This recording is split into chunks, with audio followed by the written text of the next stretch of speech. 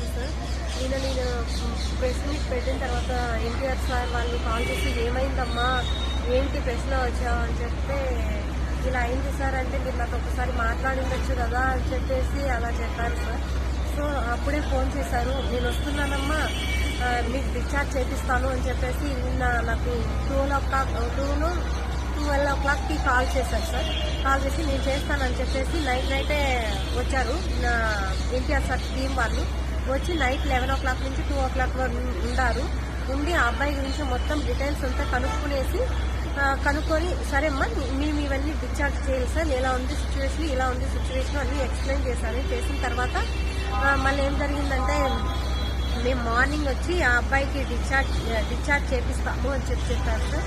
మళ్ళీ మార్నింగ్ వచ్చి ఆ మేడం వాళ్ళతో మాట్లాడు, నిన్న 20 lakhs పే చేయమని చెప్పారు కదా.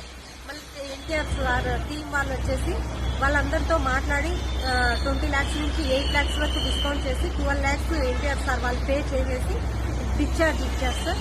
మా అబ్బాయి కండిషన్ ఇప్పుడు 80% బాగుంది, 20% ఇప్పుడు ఇన్ఫెక్షన్స్ అట్లా ఇట్లా వచ్చాయన్నమాట.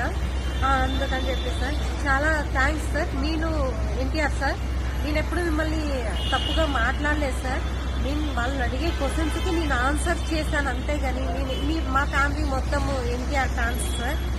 మేమెప్పుడు మీ గురించి ఎప్పుడు తప్పుగా మాట్లాడడం కానీ అలా ఏం చేయలేదు సార్. వాళ్ళు అడిగిన దానికే నేను సమాధానం చెప్తాను అంతేగాని ఇంకేం లేదు సార్. మా ఇంట్లో వాళ్ళందరూ మీరు మాట్లాడే స్పీచ్ విని మేమందరము ఒక పిల్లడంటే ఇలా ఉండాలి అని మా అవ్వ వాళ్ళు అందరూ అలా అనుకుంటారు సార్.